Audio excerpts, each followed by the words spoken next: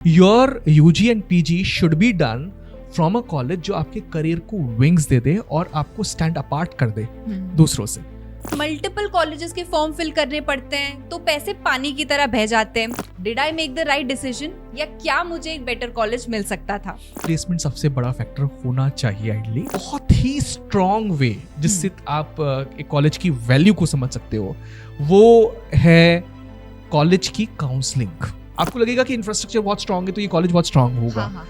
International business की faculty यहाँ से आती है इस पर्टिकुलर कॉलेज में।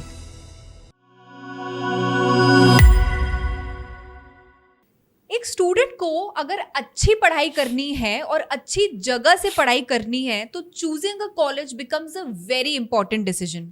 अब इसमें कुछ प्रॉब्लम्स भी आते हैं, जैसे मल्टीपल कॉलेजेस के फॉर्म फिल करने पड़ते हैं तो पैसे पानी की तरह बह जाते हैं। ये भी फिगर आउट करना होता है कि ये सारे फंड्स कहाँ से अरेंज हो सकते हैं। एंड ऑल्सो लास्टली अगर आपने चलो कैसे तैसे माइंड मेकअप कर भी लिया कि मैं इस कॉलेज को चूज करता हूँ या फिर मैं इस कॉलेज को चूज करती हूँ, तो भी बैक ऑफ द माइंड एक चीज रह ही जाती है, did I make the right decision या क्या मुझे एक बेटर कॉलेज मिल सकता था? So to decode all of this today in this very special podcast episode I have with me Rahul sir. Hello sir. And हम आज ये decide करेंगे that how can you choose a good college for you. Sir, सबसे पहले मुझे ये बताइए कि what are the 3 most important factors जो एक कॉलेज को चूज करने से पहले स्टूडेंट्स को अपने माइंड में रखना चाहिए? 3 most important factors on top of my mind जो अभी इस पॉइंट ऑफ टाइम पे आ रहे हैं। सर्टली काफ़ी सारे लोग आपसे कहेंगे कि प्लेसमेंट्स क्यों देखते हो, बट प्लेसमेंट सबसे बड़ा फैक्टर होना चाहिए आइडली। अगर खासकर वो अगर पीजी है, आपको वो पीजी डिग्री दे रहा है वो पर्टिकुलर कॉलेज, तो placement becomes a crucial factor because वही आपकी ब्रेड अर्नर होने वाली है। Just check and do a thorough analysis about it. Second, alumni काफ़ी कुछ कह जाता है कॉलेज के बारे में। सो आप एक अच्छे एल्यूमिनाई बेस को समझ लोगे कि कहाँ कहाँ पर है उनका स्टूडेंट बेस है, किस पर्टिकुलर कंपनी में जाके कमा रहा है, कौन कौन सी प्रोफाइल्स पर है। ये आपको अंदेशा दे के चला जाएगा कि कॉलेज एक्चुअली किस पर्टिकुलर लेवल का है और कितनी सपोर्ट उसने प्रोवाइड करी है स्टूडेंट्स को ताकि वो आज इतनी बड़ी बड़ी लेवल्स पे रीच आउट करना चाहिए ना इन एल्यूमिनाई को। हाँ। एक तीसरा इनडायरेक्ट बट बहुत ही स्ट्रॉन्ग वे जिससे आप एक कॉलेज की वैल्यू को समझ सकते हो वो है कॉलेज की काउंसलिंग। मतलब वो काउंसलिंग पे कहाँ पे खड़ा होता है। बचपन में हम कहीं पे भी सुनते थे कि उस शॉप पे जाया करो जहाँ पर मास रहता है, पता है, क्योंकि मास वहाँ पे रहेगा तो गलत डिसीजन नहीं उठाएगा। हाँ। तो काउंसलिंग में भी आपने देखा होगा मास एक पर्टिकुलर कॉलेज की तरफ चलता है और वो 98 to 99% केसेस में गलत नहीं हो सकता। So that is the way of selecting a college. चलो ये बात तो हो गई कि एक 3 फैक्टर्स कौन से कि आप एक अच्छा कॉलेज चूज कर सको।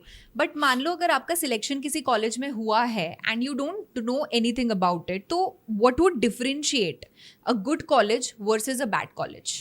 A good college ideally should have a good talk around it. मैंने एक चीज नोटिस करी है, सो उसका वर्ड ऑफ माउथ काफी स्ट्रांग होगा ही होगा।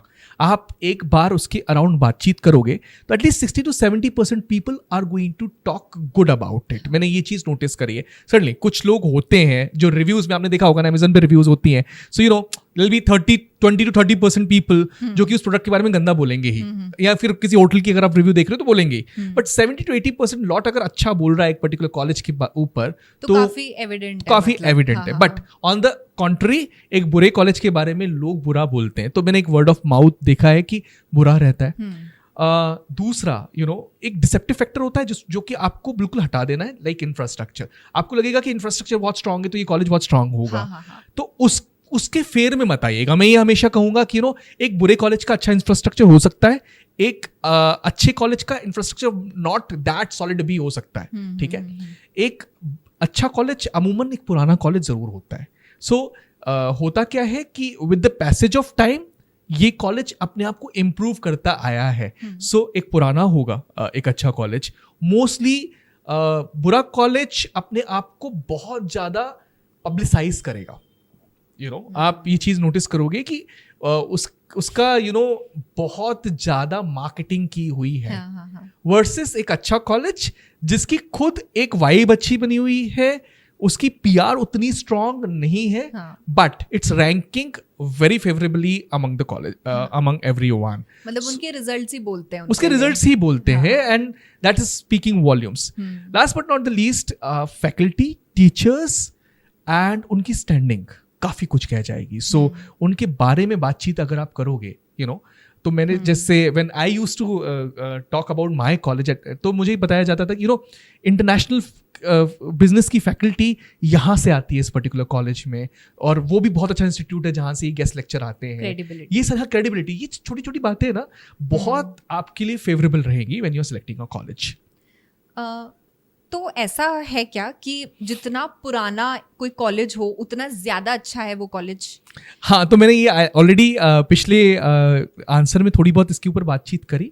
सो एक चीज नोटिस की गई है कि एक पुराना कॉलेज, कोई भी काफी पुराना कॉलेज, वो अच्छा क्यों होता है, चीज समझते हैं. अगर वो बुरा होता तो चलता ही नहीं और इतने लंबे समय तक टिकता ही नहीं. ये एक रीजन होता है इसके पीछे. दूसरा रीजन मैंने देखा है कि एक पुराना कॉलेज अच्छा बनने के लिए काफी सारे कदम उठा चुका है आज तक. इसकी वजह से वो आज भी रेस में है. जैसे for example, saint Xavier's Mumbai is 150-year-old Roman Catholic college, जिसने सालों देखे हैं, डेकेड्स देखे हैं इस पर्टिकुलर इंडस्ट्री में. आजादी के पहले का कॉलेज है, एंड सर्टनली उसने सब अच्छा बुरा देख लिया है और अपने आप को प्रोग्रेस के फॉर्म में लेके आया है. सर्टनली कुछ साल बहुत अच्छे नहीं बिताए होंगे इस पर्टिकुलर कॉलेज ने, लेकिन कुछ तो अच्छा किया होगा कि आज भी अच्छे अच्छे कॉलेजेस को टक्कर दे रहा है. सो इसकी वजह से कहा जाता है कि अगर कॉलेज काफी पुराना है तो उतना अच्छा होगा. आप उठा के देख लो, I M Calcutta, I M Ahmedabad, I M Bangalore, बहुत पुराने कॉलेजेस है. इन कॉलेजेस की रैंकिंग्स भी बहुत अच्छी हैं, है ना? राइट. तो रैंकिंग्स क्या रोल प्ले करती हैं एक कॉलेज को मतलब डिसाइड करने में as a student? So usually rankings ने सब कुछ बिगाड़ा हुआ है. मैं ये इसलिए बात कहता हूँ कि रैंकिंग्स आर नॉट क्रेडिबल.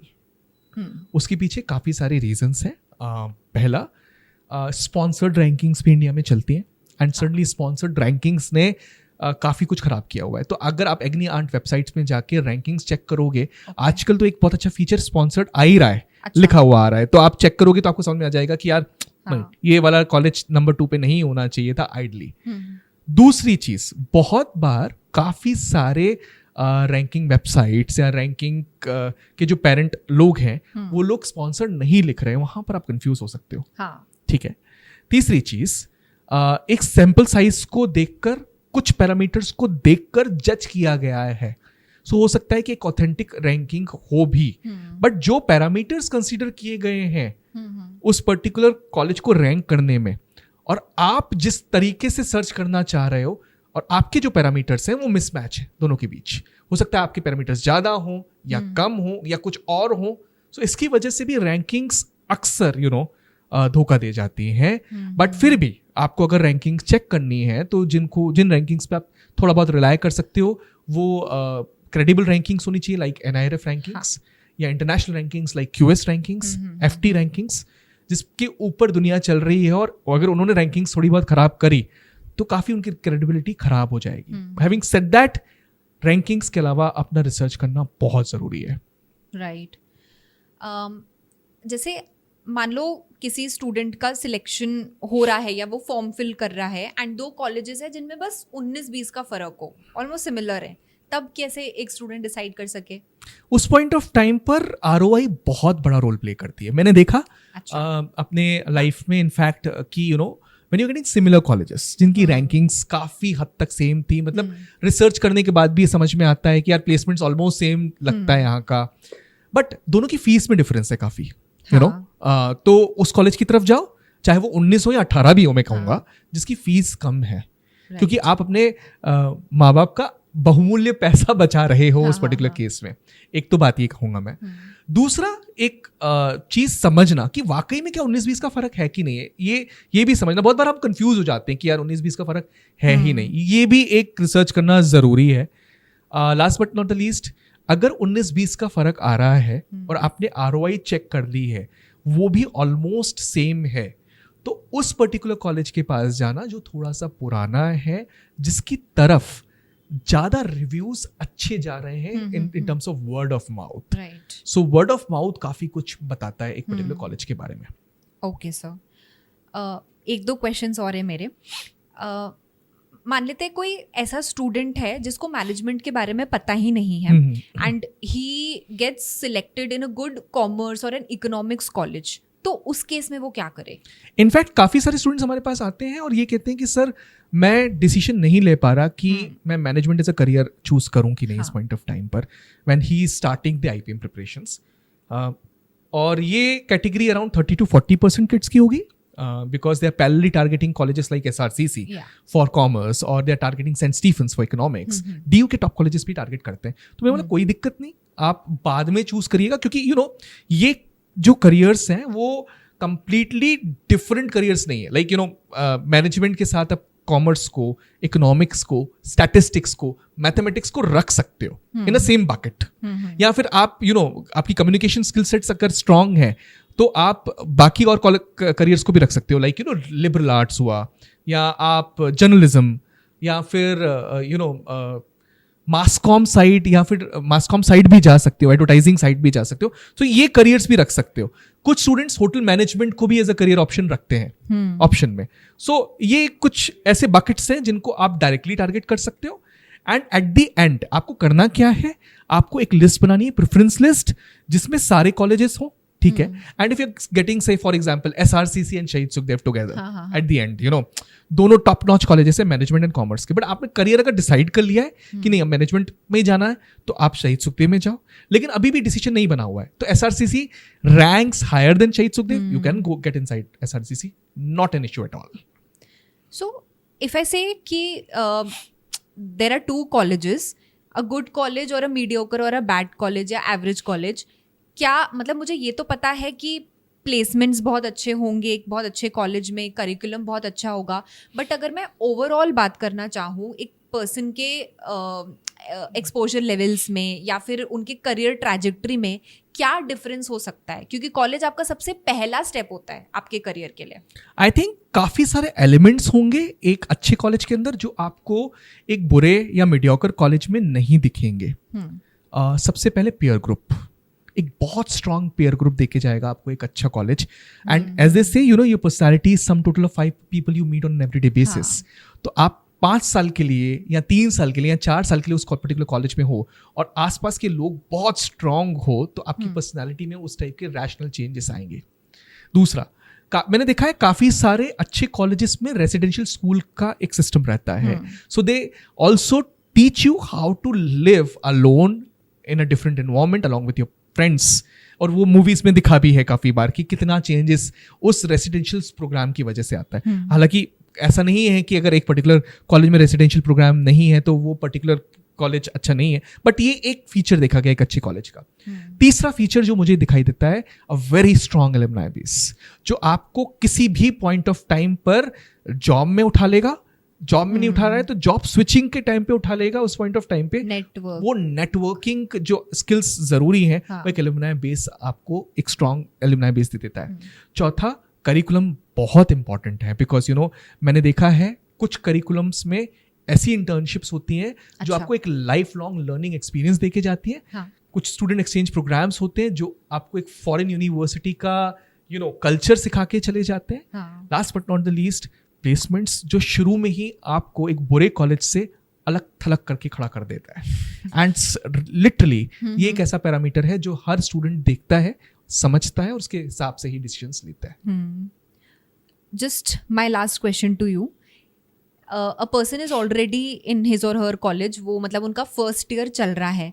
अभी भी मैंने ऐसे स्टूडेंट्स को देखा है जो फिर भी सोच रहे होते हैं कि वो मे बी किसी और कॉलेज के लिए अप्लाई करें. उनके लिए आपकी तरफ से कुछ मैसेज? हमारा नाम जब सुपर ग्रेड्स पढ़ा था, पता है रीजन क्या था उसके पीछे? The name is super graduation.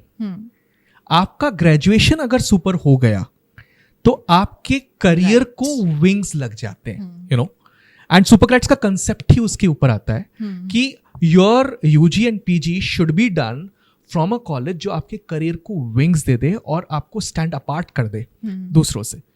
सो अगर आप एक बुरे कॉलेज में आज पढ़ाई कर रहे हैं और सोच रहे हैं कि स्विच करें, ये साल हो जाए तब भी स्विच करें, बिल्कुल करो। अपने ग्रेजुएशन को सुपर बनाओ और सुपर ग्रेजुएशन आपको विंग्स दे देगा आपके करियर को।